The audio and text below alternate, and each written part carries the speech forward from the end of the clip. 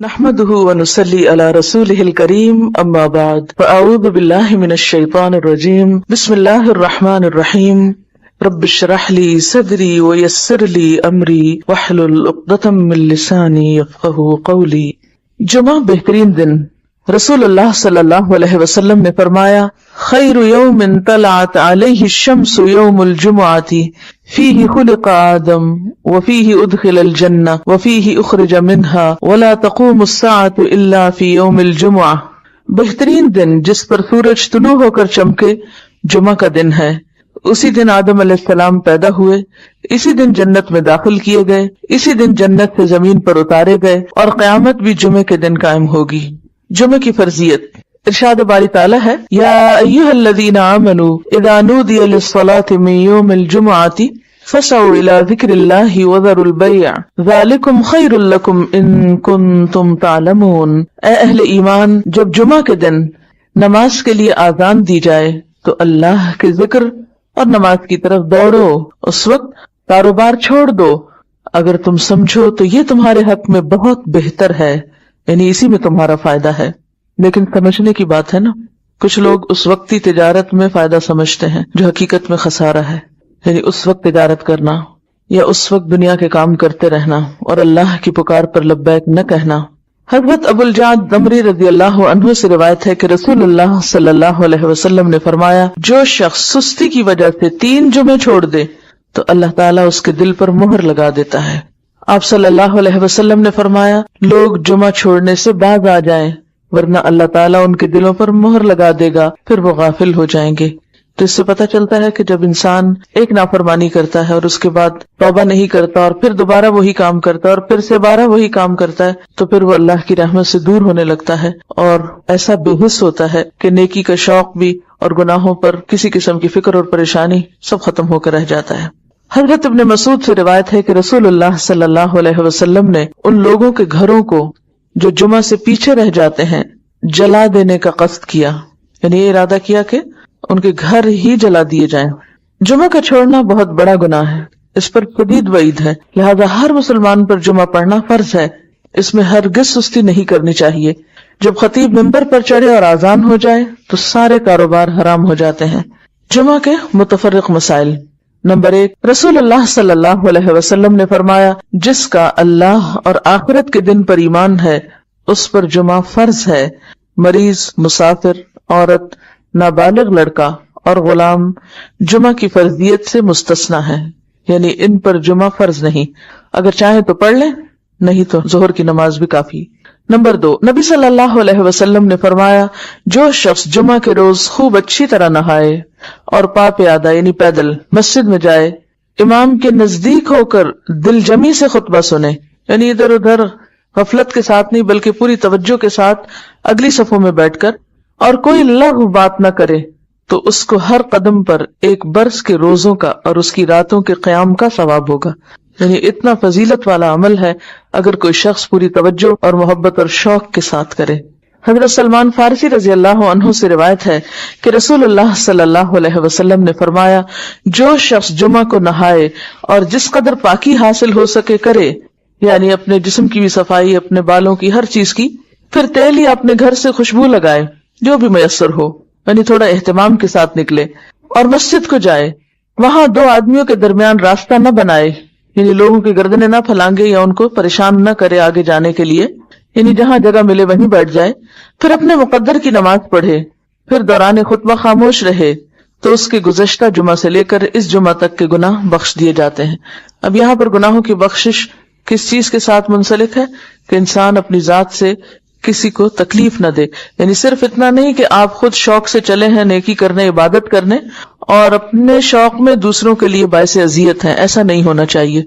رسول اللہ صلی اللہ علیہ وسلم نے فرمایا جو شخص غسل کر کے جمعہ کے لیے آتا ہے اور خطبہ شروع ہونے تک جس قدر ہو سکے نوافل ادا کرتا ہے، پھر خطبہ جمعہ شروع سے لے کر آخر تک خاموشی کے ساتھ سنتا ہے تو اس کے گزشتہ جمعہ سے لے کر اس جمعہ تک اور مزید 3 دن کے گناہ معاف کر دیے جاتے ہیں۔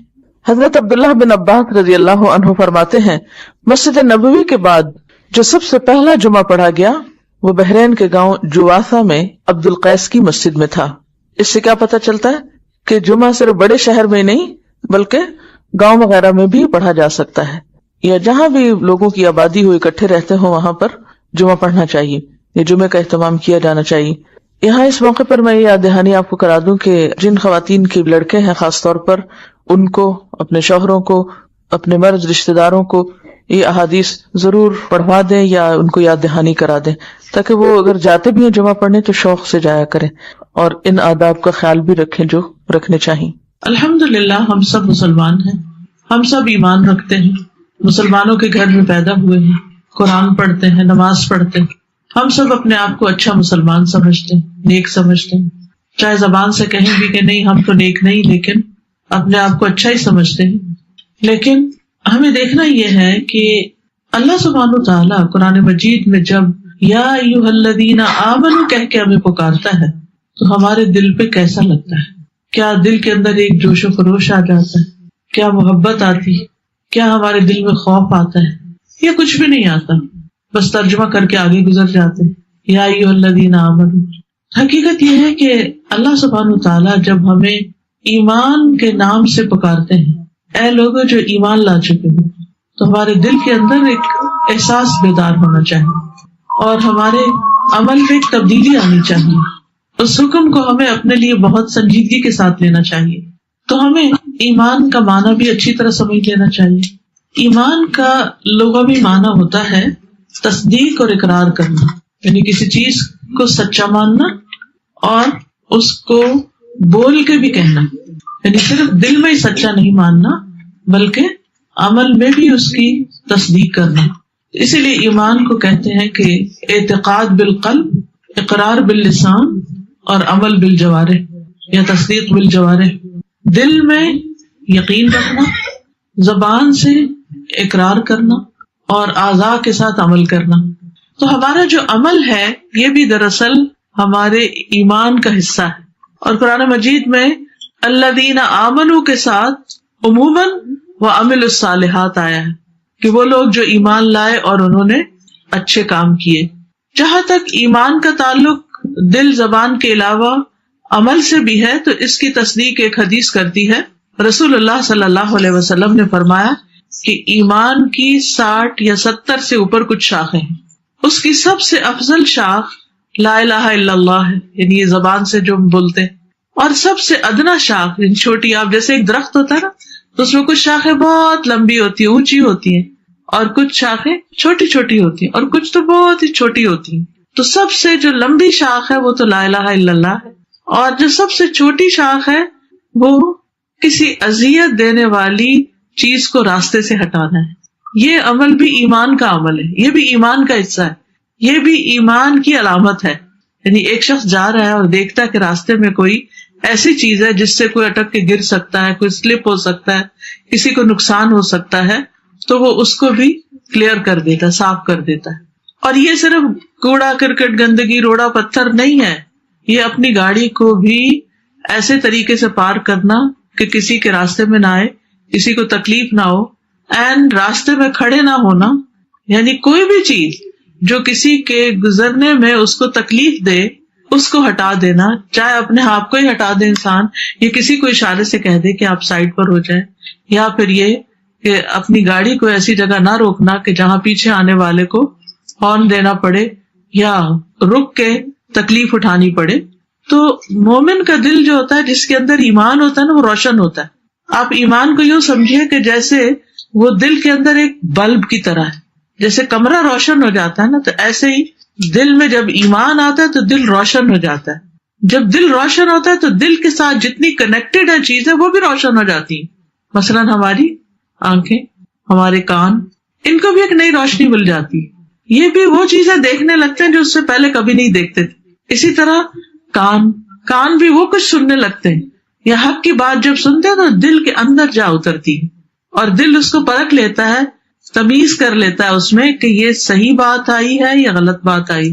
وہ کسی کی کچھ سنتا ہے یا کچھ دیکھتا ہے تو اس کے اندر تمیز آ جاتی، جیسے ایک بینا اور ایک نابینا کا فرق ہوتا ہے۔ بینا جو دیکھنے والا ہوتا ہے وہ دیکھ کے رنگوں کا فرق، چیز کی کوالٹی کا فرق، یہ ساری چیزیں پہچان جاتا ہے، لیکن نابینا جو ہے وہ دیکھ کے کچھ پہچان نہیں سکتا، ہاں سن کے کر سکتا ہے، تو اس طرح جب ایک بندے کے اندر ایمان ہوتا ہے تو اس کو برائیاں بھی بہت کھلنے لگتی، چاہے وہ اپنی ذات کے اندر ہو چاہے وہ کسی اور کے اندر ہو. وہ پھر چین سے نہیں بیٹھ سکتا، وہ آرام اور سکون کی نیند سے نہیں سو سکتا کہ لوگ اللہ کی نافرمانیوں کے کام کر رہے ہوں اور وہ آرام سے اپنی زندگی میں مشغول یا دنیا کو انجوائے کر رہا. کیونکہ مومن کے لیے تو انجوائمنٹ کی جگہ اور مومن کے لیے تو آرام کی جگہ جنت ہی ہے. جیسے ایک حدیث قدسی میں آتا ہے کہ میں نے سکون کو جنت میں رکھ دیا، لوگ اسے دنیا میں تلاش کرتے ہیں، بھلا وہ کیسے پائیں گے، کہاں سے ملے گا؟ ہے ہی نہیں. وقتی طور پر اگر تھوڑا سا کوئی چین آرام آتا بھی ہے تو آپ نے دیکھا ہوگا کہ پریشانیاں دن بدن اتنی بڑھ جاتی ہیں کہ انسان کی خوابیں بھی پریشان ہو جاتی ہیں. یعنی اول تو نیند نہیں آتی، جن لوگوں کو نیند آ جاتی ہے وہ ایسے خوفناک اور گھبرا دینے والے خواب دیکھتے رہتے ہیں کہ نیند بھی ڈسٹرب رہتی ہے، گویا سوئے ہی نہ ہو.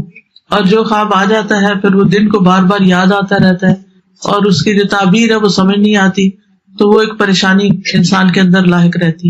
لیکن جب انسان کے اندر ایمان آ جاتا ہے تو وہ ہر چیز کو جو اس کی زندگی میں اچھی ہوتی ہے یا بری ہوتی ہے وہ ایک اور نظر سے دیکھتا ہے. وہ اچھی چیزوں کو اللہ کی نعمت سمجھتا ہے اور اس پر شکر ادا کرنے کی فکر کرنے لگتا ہے کہ میں نے اس کا حق ادا نہیں کیا.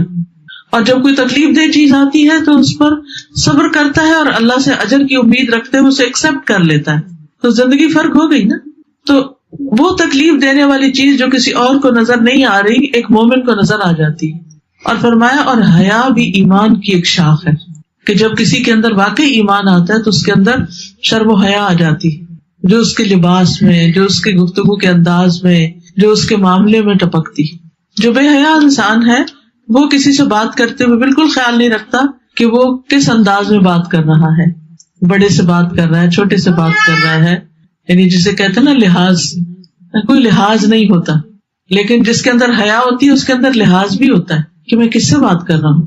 کوئی میرے ماں باپ جیسا ہے یا بزرگ ہے عمر میں یا ویسے کوئی پیار محبت کا رشتہ ہے، جیسے گھر کی زندگی کے اندر اپنے شوہر کے ساتھ بات چیت، اپنے بہن بھائیوں کے ساتھ بات چیت، غصہ، ناراضگی، یہ ساری چیزیں اپنی جگہ ہے. لیکن ان سب کے اظہار میں پھر انسان کے اندر ایک حیا آ جاتی اور انسان کے اندر یہ تبدیلی ایمان کی حرارت لاتی ہے. کیونکہ حرارت جو ہوتی ہے نا کسی بھی چیز کی، وہ اس چیز کو پگھلا دیتی ہے، وہ اس چیز کو ری مولڈ کر دیتی ہے، ری شیپ کر دیتی ہے. پھر انسان پہلے جیسا نہیں رہتا. عمر بن خطاب، ابو بکر رضی اللہ عنہ، یہ سارے ایمان لانے کے بعد نئے انسان بن گئے تھے.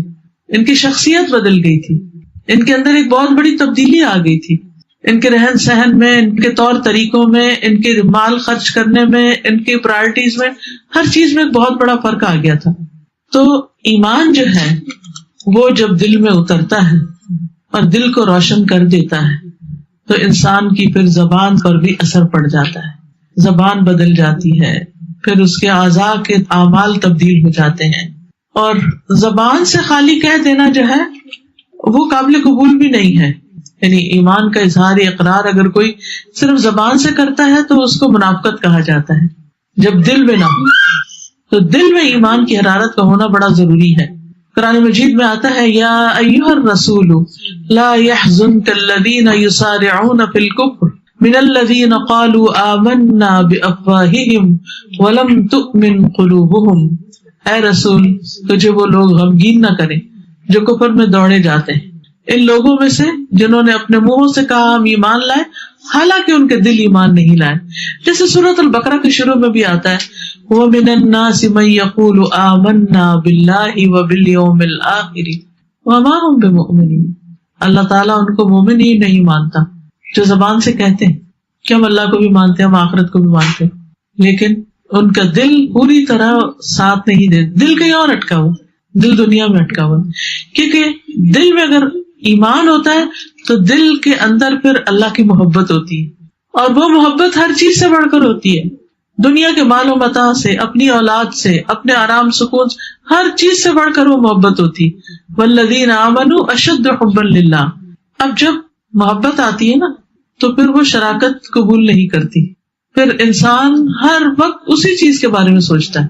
اگر آپ کو زندگی میں کبھی کسی بھی انسان سے یا کسی چیز سے محبت ہوئی ہو تو آپ نے دیکھا ہوگا کہ آپ کا سارا دھیان ادھر ہی رہتا ہے. آپ جتنا چاہے اپنے دماغ سے وہ چیز نکالنے کی کوشش کریں، وہ نہیں نکلتی. پلٹ پلٹ کے وہی آتی ہے دل میں، وہی بات پھر سوچتے ہیں، پھر وہی.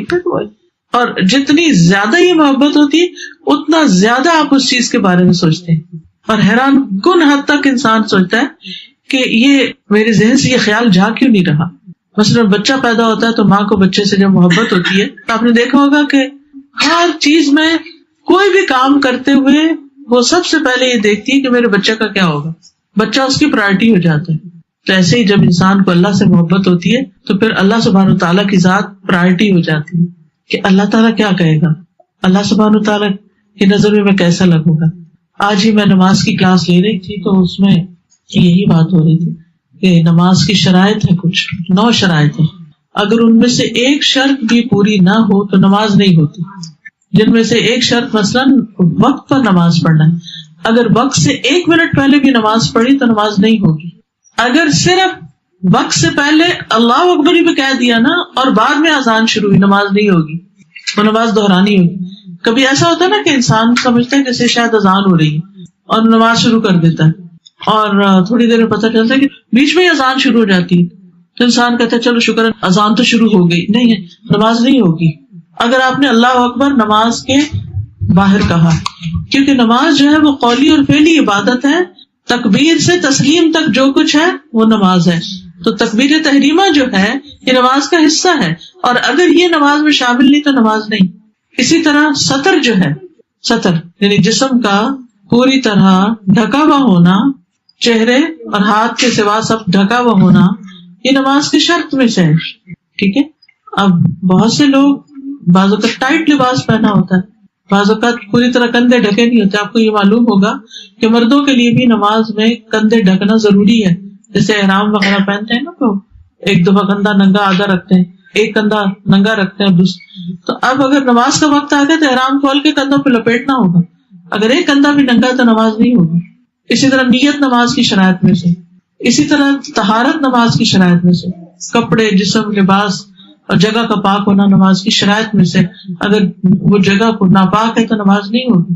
تو اب سطر کی جہاں تک بات ہوئی تو بعض اوقات ہم بہت ٹائٹ کپڑے پہن لیتے ہیں اور اسی میں نماز شروع کر دیتے ہیں. حالانکہ جب رکوع پہ جاتے ہیں تو سارے پچھلا حصہ نظر آ رہا ہوتا ہے، یا پھر سجدے میں جاتے ہیں یا کپڑے باریک ہوتے ہیں. تو جس شخص کی پرائرٹی اللہ کی رضا ہوگی وہ گھر سے نکلنے سے پہلے یہ سوچے گا کہ نماز کا وقت تو نہیں آئے گا. اس کا دھیان ادھر ہی لگا رہا، نماز کا وقت تو نہیں آئے گا. نماز کا وقت آئے گا تو میرا لباس کیا نماز کے لیے فٹ ہے یا نہیں. ہم سب اپنے آپ سے پوچھیں کہ جب گھر سے نکلتے ہیں تو ہم کس کی پسند کا لباس پہنتے ہیں؟ لوگوں کی پسند کا، اللہ کی پسند کا نہیں. چاہے نماز آ رہی ہو بیچ میں پھر بھی فکر نہیں کرتے کہ نماز کیسے پڑھیں گے. پھر باریک دوپٹے سے بھی پڑھ لیتے ہیں، بال ننگے ہو رہے ہو تب بھی پڑھ لیتے ہیں، حالانکہ بال ننگے ہو رہے نماز نہیں ہوتی. بازو ننگے ہو رہے نماز پڑھنے، ٹخنے ننگے ہو رہے نماز پڑھنے. ایکسرسائز ہے بس، نماز قبول نہیں ہوتی. حساب ہوگا. یہ ایسے ہی جیسے نماز پڑھی نا، کتنے ہی لوگ ہیں جن کی نمازیں ان کے منہ میں واپس مار دی جاتی ہیں، قبول نہیں ہوتی کیونکہ شرائط پوری نہیں کی. تو ایک تو بہت ضروری ہے کہ انسان سیکھے، باقاعدہ اس کو سیکھے. یعنی نماز فرض ہے نا، تو نماز پڑھنے کا طریقہ سیکھنا بھی فرض ہے. یہ اس علم میں سے ہے جو فرائض میں سے ہے. کہتے ہیں نا ہر مسلمان پر علم حاصل کرنا فرض ہے. طلب العلم فریضۃ علی کل مسلم. تو کون سا علم ہے؟ وہ یہ علم ہے کہ جس سے ہم اپنے فرائض کو ادا کر سکیں. تو اس کا جاننا بہت ضروری ہے. تو بہرحال ہم بعض اوقات جانتے نہیں اور بعض اوقات جانتے بھی ہوتے ہیں تو غفلت سے کام لیتے ہیں. قرآن مجید میں آتا ہے فویل للمصلین الذین هم عن صلاتهم ساہون. ہلاکت ہے ان نمازیوں کے لیے. نمازیوں کے لیے ہلاکت. کون؟ جو اپنی نمازوں سے غافل ہے. غافل کون ہے؟ یا تو وقت کے بارے میں یعنی دیر کر کے پڑھی. امام ابن القیم کہتے ہیں کہ جو منافق ہوتا ہے نا اس کی نماز دکھاوے کی نماز ہوتی ہے، اس کی نماز جلدی کی نماز ہوتی ہے، اس کی نماز میں اللہ کو یاد نہیں وہ کرتا. تو یہ جو منافق والی نماز ہوتی ہے نا یہ ساہون ہوتی. ساہون کا مطلب ہوتا ہے صاحب، یعنی کہ غفلت کی کیفیت، یعنی نماز کی شرائط سے متعلق غفلت. اب جب ہم نے لباس اللہ کی مرضی کا نہیں پہنا، لوگوں کی مرضی کا پہنا، تو کس کو راضی کیا؟ اللہ کو نہیں. لیکن جس کے دل میں ایمان کی حرارت ہوگی، اس کے دل میں بلب روشن ہے، اس کو نظر آ رہا ہے، اس کو اپنی چوائس میں نظر آ رہی ہے، اس کو فکر ہو رہی ہے کہ یہ لباس تو نماز کے لیے ٹھیک نہیں۔ اب جیسے آپ دیکھیے کہ اب بہت رواج ہو گیا نا پاجامہ پہننے کا، تو اب جب پاجامہ پہنتے ہیں تو عموماً پاجامہ ٹخنوں سے اوپر ہوتا ہے، ٹخنے اگر عورت کے ننگے ہیں تو نماز نہیں ہوگی، اگر مرد کے ڈھکے ہوئے تو نماز نہیں ہوگی، وائس ورسا۔ ہم سب کو سوچنا یہ چاہیے کہ ہم کس کے لیے جی رہے ہیں۔ اگر اللہ کے لیے جی رہے ہیں تو اللہ کی پسند کے کام کرنے ہوں گے، اور اگر اللہ کی پسند کے کام نہیں تو پھر یہ ایمان کا دعویٰ جھوٹا ہے۔ اگر ہم کہتے ہیں ہم نے اللہ کو رب مان لیا اور اسی سے ہم ڈرتے ہیں، کیونکہ اللہ پر ایمان کا مطلب ہی کیا ہے؟ اللہ کی ذات پر ایمان، اللہ کی صفات پر ایمان، اس کے ناموں پر ایمان، اس کے الہ ہونے پر ایمان، اس کے رب ہونے پر ایمان، اس کی الوہیت اور اس کی ربوبیت پر ایمان۔ تو جب اللہ کو معبود مان ہی لیا کہ وہی ہمارا معبود ہے، تو پھر سارے کام اسی کے پسند کے کرنے ہوں گے، اور اگر نہیں تو پھر آپ دیکھیں کہ بندوں کی پسند آ جائے گی بیچ میں۔ پھر آپ دیکھیے کہ بات ہو رہی تھی نا، جب ایمان دل میں ہوتا ہے تو پھر اللہ کی محبت ہر چیز سے بڑھ کر ہوتی ہے، اللہ کا خوف ہر چیز سے بڑھ کر ہوتا ہے، اللہ کی ذات پہ توکل ہوتا ہے کہ کوئی مجھے نقصان نہیں دے سکتا، کوئی میرا کیا بگاڑے گا۔ اگر میں نے بندوں کی پسند کے کپڑے نہیں پہنے تو میرا کون کیا بگاڑ سکتا، مجھے مار کے باہر نکال دے گا۔ اگر کسی بھی شادی پہ ہم جا رہے ہیں اور ایسا لباس پہن کے چل پڑتے ہیں جو سی تھرو بھی ہے، گلا بھی ننگا ہو رہا ہے، بازو بھی یا تو سلیو لیس ہے یا ہاف بازو پہنے ہوئے ہیں، یا ٹانگیں ننگی ہو رہی ہیں، یا اسکن ٹائٹ ہم نے پاجامہ پہنا ہوا ہے، اسکن ٹائٹ کپڑے پہنے ہوئے ہیں، تو تھوڑی دیر کے لیے تو بندے خوش ہو جائیں گے، لیکن یہ ہم نہیں سوچتے کہ اللہ کیا سوچ رہا ہے۔ ہاں، اگر یہ سب کچھ ڈھک کے ہم کسی شادی میں گئے تو کیا شادی والے یہ کہیں گے کہ آپ باہر چلے جائیں کیونکہ آپ ہماری پسند کے کپڑے پہن کے نہیں آئے؟ ہاں، اگر اللہ کی پسند کے نہیں پہنے تو اللہ تعالیٰ قبول نہیں کرے گا۔ بندے تو پھر قبول کر لیتے ہیں، لیکن ہمیں بندوں کی فکر زیادہ ہوتی ہے، اللہ کی پرواہ نہیں ہے کہ وہ ہم سے کیا چاہتا ہے، اور وہ ہم سے یہ چاہتا کیوں ہے، یہ بھی سوچنے کی بات ہے۔ وہ کیوں چاہتا ہے؟ وہ اس لیے چاہتا ہے کہ ہم نقصان سے محفوظ رہیں۔ ایک ماں اپنے بچے کو گرم کپڑے کیوں پہنانا چاہتی ہے؟ بچہ اپنے جسم کو ایکسپوز کرنا چاہتا ہے، اور ماں اس کو ڈھانک رہی ہے۔ کیوں ڈھانک رہی ہے؟ بیمار ہو جائے گا، نقصان ہو جائے گا، بخار ہو جائے گا۔ تو بچہ کہتا ہے ماں بڑی ظالم ہے، مجھے میری مرضی کے کپڑے نہیں پہننے دیتی، مجھے سلیو لیس پہن کے باہر برف میں نہیں جانے دے رہی، مجھے شوق ہے باہر اسی طرح پھرنے کا۔ تو نہیں، ماں اس کو، بچہ روئے بھی تو پھر بھی پہنا دے گی۔ ہم سب کرتے ہیں۔ کچھ بچے جرابیں نہیں پہننا چاہتے، کچھ بچے جرسی نہیں پہنتے اسکول جاتے ہوئے، نہیں اپنی مرضی کرنا چاہتے ہیں۔ لیکن اگر اسکول میں یونیفارم اگر ہے جس میں، تو آپ دیکھیے اتنے پرائیویٹ اسکول میں اتنا پیسہ دے کے بچے کو بھیجتے ہیں، اور وہ اتنا یونیفارم ساری کی پابندی کرنی ہوتی ہے، اگر نہیں پہنے گا تو نکال دیں گے، کیونکہ ان کا ایک ڈسپلن ہے۔ تو ہمارے دین کا بھی ایک ڈسپلن ہے۔ جب دنیا کی بات آتی ہے تو ہم ہر ڈسپلن فالو کرنا چاہتے ہیں، ہر ویدر کے مطابق کپڑا پہننا چاہتے ہیں۔ جب دین کی بات آتی ہے تو ہمیں ڈسپلن بھول جاتا ہے، ہمیں اللہ کی مرضی بھول جاتی ہے، ہم پھر اپنی مرضی پہ چلنا چاہتے ہیں۔ تو ہم کہاں کھڑے ہیں؟ ہمیں سوچنا چاہیے کہ ایمان ٹمٹما رہا ہے، یا ایمان ذرا روشن ہے، یا ایمان کی حرارت ہے اندر۔ اچھا، ایمان کی حرارت جو ہوتی ہے نا، وہ شیطان کے وسوسوں کو جلا کے رکھ دیتی ہے۔ شیطان نہ تیر پھینکتا رہتا ہے ہماری طرف، چاہے ہم نماز میں ہوں، چاہے ہم نماز کے علاوہ ہوں، تو وہ کیا کرتا ہے؟ خیالات پھینکتا ہے ہمارے اندر، خیالات ڈالتا ہے۔ جس دل کے اندر ایمان کی حرارت ہوتی ہے وہاں اس کا تیر جا کے جل جاتا ہے، وہ اس سے آگے نہیں جاتا، نہ اس کی زبان پہ آتا ہے نہ اس کے عمل میں آتا ہے۔ اور جہاں ایمان کی حرارت نہیں ہوتی وہاں وہ گرو کرنے لگتا ہے، بڑا ہونے لگتا ہے، نقصان دینے لگتا ہے، آکاش بیل کی طرح۔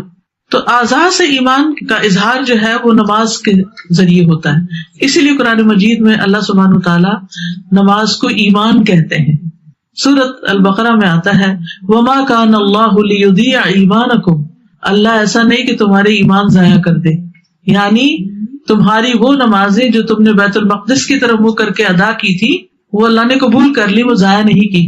کیونکہ جب قبلہ تبدیل ہوا تو لوگوں کو فکر ہوئی کہ جو لوگ اس سے پہلے ہی فوت ہو گئے، قبلہ ابھی پراپر فالو نہیں کیا تھا، تو ان کا کیا ہوگا؟ ان کی تو نمازیں گئی۔ کیونکہ آپ یاد رکھیے یہ بھی ایک مسئلہ کہ قبلے کو فالو کرنا نماز کی شرائط میں سے ہے۔ اگر قبلے کی طرف منہ نہیں کیا تو نماز نہیں ہوتی۔ ایکسیپشنل کیسز میں صرف بیمار اور اس کے علاوہ مسافر یا کوئی ایسی جگہ جہاں آپ کو پتہ ہی نہ چلے کہ قبلہ کدھر۔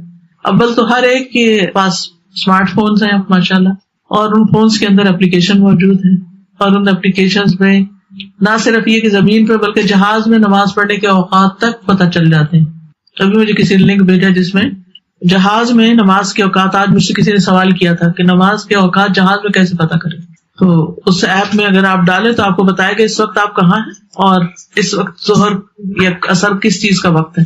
کیونکہ نماز تو ہر جگہ ہر حال میں پڑھنی ہے جب تک جان میں جان ہے، عقل باقی ہے، معاف نہیں ہے. تو اگر کسی نے غفلت یا کوتاہی کی وجہ سے قبلے کا رخ نہیں دیکھا، اس کو فالو نہیں کیا اور بعد میں اس کو پتہ چلا تو اس کو نماز دہرانی ہوگی، وہ نماز نہیں ہوگی کیونکہ قبلے کی طرف نہیں تھا. ارے بعض لوگ صرف اندازے سے ہی پڑھتے رہتے ہیں، بعض اوقات یہاں تک، کیونکہ میں بہت سفر کرتی رہتی ہوں، مختلف جگہوں پہ جاتی رہتی ہوں، یہاں تک میرے ساتھ ہوا کہ میں کسی کے گھر میں گئی، میں نے ان سے کہا قبلہ کس طرف، انہوں نے کہا اس طرف. تو میں پھر بھی تھوڑا تسلی سے چیک کرتی، اور وہاں جب میں نے چیک کیا تو قبلہ فرق تھا. تو اس سے پھر میں جہاں جاتی ہوں میری کوشش ہوتی ہے کہ میں چیک کر لوں تاکہ ایسا نہ ہو کہ نماز ہی نہ ہو. تو اگر تو وقت کے اندر ہی پتہ چل گیا تو نماز دوبارہ پڑھنی ہوگی. اسی طرح اگر کسی نے بھول چوک کے غلط پڑھ لیا، کئی دفعہ ایسا ہوتا ہے نا کہ آپ کسی نئی جگہ کسی کے گھر جاتے ہیں تو وہ آپ کو جانماز بچھا دیتے ہیں اور وہ ہلکا ہلکا اندھیرا تو اسے پتہ نہیں چلا، وہ جس رخ کو ہم فالو کرتے ہیں آگے محراب سے بنی ہوتی ہے وہ دوسری طرف ڈال کے چلا گیا اور آپ نے الٹی سائڈ نماز پڑھ لی. پھر وہ واقع او ہو سوری یہ تو جانماز غلط تھی، اب میں صحیح کرتا ہوں. تو اگر نماز کا وقت باقی ہے تو نماز دوبارہ ہوگی، اگر گزر گیا تو اللہ معاف کرنے والا کہ کیا آپ نے جان بوجھ کے ایسی غلطی نہیں کی. اچھا، بعض لوگ یہ ہے کہ کار میں بیٹھ کے نماز شروع کر دیتے جبکہ قیام جو ہے وہ نماز کے لیے شرط ہے، یعنی قوموا للہ قانتین ہے قرآن کا حکم. تو نماز بھی ایمان ہے. اچھا، اسی طرح یہ بھی یاد رکھیے کہ ایمان گھٹتا بڑھتا بھی ہے. جیسے یہ پودے ہیں نا، تو خزاں کا موسم ہو تو پودے جھڑنے لگتے ہیں، گروتھ رک جاتی ہے، اور بہار آتی ہے تو پودے بڑھ جاتے ہیں، کھل جاتے ہیں، گرین ہو جاتے ہیں، پھول آنے لگتے ہیں، پھل آنے لگتے ہیں، سبزیاں اگنے لگتی ہیں، کھیت بھر جاتے ہیں. سبحان اللہ، موسم کے فرق سے وہی زمین، وہی پانی، وہی پودا، وہی ہر چیز کہاں سے کہاں پہنچ گئی. تو اس لیے ایمان جو ہے وہ گھٹتا بھی ہے بڑھتا بھی ہے. کہاں بڑھتا ہے کہاں گھٹتا ہے؟ اگر ایسی جگہ جائیں جہاں اللہ کی اطاعت کے کام ہو وہاں تو بڑھتا ہے، اور اگر ایسی جگہ جائیں جہاں اللہ کی نافرمانی کے کام ہو تو وہاں گھٹتا ہے. پھر اسی طرح اللہ کی فرما برداری کی جگہوں پر بھی جا کر بعض لوگوں کی توجہ نہیں ہوتی، دلچسپی نہیں ہوتی، ان کا بھی نہیں بڑھتا. جیسے منافقین تھے، وہ نبی صلی اللہ علیہ وسلم کی مجلسوں میں آتے تھے، قرآن سنتے تھے، لیکن دھیان ان کا کہیں اور ہی ہوتا تھا. وہ محبت کی بات ہے نا، دل نہیں ساتھ تھے نا، تو دل کہیں اور ہی اٹکا ہوا ہوتا تھا. تو وہ ساری سورت سن کے بھی کہتے تھے کہ یہ ماذا قال آنفا، یہ ابھی کیا کہا انہوں نے، سمجھ ہی نہیں آئی، لیکن توجہ ہی نہیں تھی، سمجھ کیا آتی. دوسرے وَإِذَا مَا أُنزِلَتْ سُورَةٌ فَمِنْهُمْ مَن يَقُولُ أَيُّكُمْ زَادَتْهُ هَٰذِهِ إِيمَانًا. جب کوئی سورت نازل کی جاتی ہے تو ان میں سے کچھ ایسے لوگ ہوتے ہیں جو کہتے ہیں اس نے تم میں سے کس کو ایمان میں زیادہ کیا ہے. بس جو لوگ ایمان لائے ان کو تو اس نے ایمان میں زیادہ کر دیا، اور وہ بہت خوش ہوتے ہیں. جو قرآن کا جتنا حصہ سنتے ہیں خوش ہوتے ہیں. رہے وہ لوگ جن کے دلوں میں بیماری ہے تو اس صورت نے ان کو ان کی گندگی کے ساتھ اور گندگی میں زیادہ کر دیا. یعنی یہی قرآن ان کے لیے اور بھٹکنے کا ذریعہ بن جاتا ہے، اور وہ اس حال میں مرے کہ وہ کافر. تو یاد رکھیے ہر قرآن پڑھنے والے کا بھی ایمان نہیں پڑھتا. کچھ لوگ قرآن پڑھ کر نکھر جاتے ہیں، ایمان ان کا زیادہ ہو جاتا ہے اور ان کے عمل تبدیل ہو جاتے ہیں، اور کچھ لوگ قرآن پڑھ کر بھٹک بھی جاتے ہیں. اور جب نیت نہیں ہوتی اور شیطان ساتھ ہوتا ہے تو پھر شیطان اس میں طرح طرح کی باتیں سجانے لگتا ہے انسان کو، اور اس سے پناہ مانگنی چاہیے کہ اللہ تعالیٰ ہمیں اس سے محفوظ رکھے اور قرآن پڑھ کر واقعی ہم ایسے ہوں جیسے اللہ تعالیٰ چاہتا ہے کہ ہم بنے. ہاں، ایمان والوں کا ضرور ایمان بڑھتا ہے. سورۃ الفتح 4 میں آتا ہے، اللہ تعالیٰ فرماتے ہیں هُوَ الَّذِي أَنزَلَ السَّكِينَةَ فِي قُلُوبِ الْمُؤْمِنِينَ لِيَزْدَادُوا إِيمَانًا مَعَ إِيمَانِهِمْ. وہی ہے جس نے ایمان والوں کے دلوں میں سکینت نازل فرمائی تاکہ وہ اپنے ایمان کے ساتھ ایمان میں زیادہ ہو جائیں. اور آسمانوں اور زمین کے لشکر اللہ ہی کے ہیں، اور اللہ ہمیشہ سے سب کچھ جاننے والا کمال حکمت والا ہے. تو اس سے پتہ چلتا ہے کہ قرآن ایمان بڑھانے کا ذریعہ بنتا ہے. تو ہم میں سے ہر ایک کو قرآن مجید کی تعلیم حاصل کرنی چاہیے، اور اس کو انڈیویجولی بھی اس طرح پڑھنا چاہیے کہ اپنا ایمان بڑھے. جب صبح آپ اٹھتے ہیں نماز کے بعد قرآن کی تلاوت کرتے ہیں، یا نماز میں اگر حفظ آپ کو لمبی تلاوت کرتے ہیں، تو اس کے بعد دل کی کیفیت کیا ہوتی ہے وہ پہلے سے بہتر ہونی چاہیے. یعنی جس وقت آپ سو کر اٹھے تھے جو وہ کیفیت تھی اس کے ساتھ کمپیئر کیا کریں اس کیفیت کو جو نماز فجر پڑھنے کے بعد ہوتی یا پھر قرآن کی تلاوت کے بعد ہوتی ہے فجر کے وقت. تو اس سے کیا ہے کہ انسان پہچان جاتا ہے کہ ہاں واقعی میرا ایمان بڑا ہے. پھر ایمان کے مختلف درجے ہیں. کسی کا کمزور ایمان ہوتا ہے, کسی کا درمیانے درجے کا ہوتا ہے, کسی کا بہت بڑا ہوتا ہے. پھر یہ بھی یاد رکھیے کہ ایمان پرانا بھی ہو جاتا ہے. رسول اللہ صلی اللہ علیہ وسلم نے فرمایا یقیناً ایمان تم میں سے کسی کے پیٹوں میں اس طرح پرانا ہو جاتا ہے جس طرح کپڑا پرانا ہو جاتا ہے, یعنی کپڑے کا رنگ اتر جاتا ہے ایسے ایمان بھی پھیکا ہونے لگتا ہے. سو تم اللہ سے سوال کیا کرو کہ وہ تمہارے دلوں میں ایمان کی تجدید کرتا رہے. اسی لیے حضرت عمر شاید دعا مانگا کرتے تھے اللہم جدد الایمان فی قلوبنا, اللہ ہمارے دلوں میں ایمان کو تازہ کر دے. قرآن مجید میں 89 ٹائم آیا ہے یا ایھا الذین آمنوا, اے لوگوں جو ایمان لائے ہو. لہذا ہمیں بھی اتنی ہی بار اللہ سبحانہ وتعالیٰ کی بات غور سے سننی چاہیے اور اس پر عمل بھی کرنا چاہیے. تو اب یہ ہے کہ ایمان کی جو حیثیت ہے ہمارے دین میں اس کے بارے میں حدیث میں آتا ہے کہ افضل عمل اللہ پر ایمان ہے اور پھر اللہ کے راستے میں جہاد کرنا. لیکن اللہ سبحانہ وتعالیٰ ایمان اس کو عطا کرتا ہے جس کو اللہ پسند کرتا ہے. سبحان اللہ. حدیث میں آتا ہے یقیناً اللہ نے تمہارے درمیان اخلاق کو اسی طرح تقسیم کیا جیسے تمہارا رزق. کچھ لوگ بہت با اخلاق ہوتے ہیں, بہت اسمائلنگ, کیئرنگ, ہر ایک سے اچھی طرح پیش آنے والے, اپنا ہو غیر ہو, جاننے والا ہو انجان ہو, سب کے لیے اچھے ہیں. اور کچھ لوگ اپنوں کے ساتھ بھی بنا کے نہیں رکھتے, اپنوں کو بھی دشمن بنا لیتے ہیں. کچھ دشمنوں کو دوست بنا لیتے ہیں اور کچھ دوستوں کو دشمن بنا لیتے ہیں. تو یہ اخلاق کے فرق کی وجہ سے ہوتا ہے. اخلاق سے ہی دلوں میں وسعت آتی ہے, گھروں میں وسعت آتی ہے, دوستوں میں وسعت آتی ہے, اور اخلاق کے نہ ہونے سے یہ چیزیں کم ہو جاتی ہیں. فرمایا جس طرح تمہارا رزق تقسیم کیا اسی طرح اخلاق بھی, اور اللہ جسے پسند کرتا ہے اسے بھی دنیا دیتا ہے اور جسے ناپسند کرتا ہے اسے بھی دیتا ہے, لیکن ایمان صرف اس کو دیتا ہے جس کو وہ پسند کرتا ہے. اسی لیے انک لا تہدی من احببت, جتنا بھی چاہو کسی کو آپ قائل نہیں کر سکتے. ہو سکتا ہے آپ کا واسطہ کبھی مختلف نان مسلم کے ساتھ ہوا, وہ ساری باتیں مانتے ہیں, جب آپ ان سے کہتے ہیں چل لا الہ الا اللہ پڑھ لو تو نہیں مانتے. تو وہ اللہ ہی کی توفیق سے کوئی مسلمان ہوتا ہے, ہم کسی کو ہدایت نہیں دیتے, اللہ سبحانہ وتعالیٰ ہی ہدایت دیتا ہے. پھر ایمان کے سلسلے میں یاد رکھیے کہ مومن اور غیر مومن برابر نہیں ہوتے اللہ کے نگاہ میں.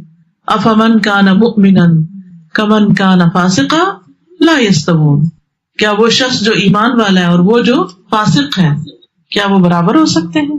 نہیں, وہ برابر نہیں ہو سکتے. ایک اور جگہ آتا ہے یا وہ لوگ جنہوں نے برائیوں کا ارتکاب کیا انہوں نے گمان کر لیا کہ ہم انہیں ان لوگوں کی طرح کر دیں گے جو ایمان لائے اور انہوں نے نیک اعمال کیے, ان کا جینا اور مرنا برابر ہوگا. برا ہے وہ فیصلہ جو وہ کر رہے ہیں.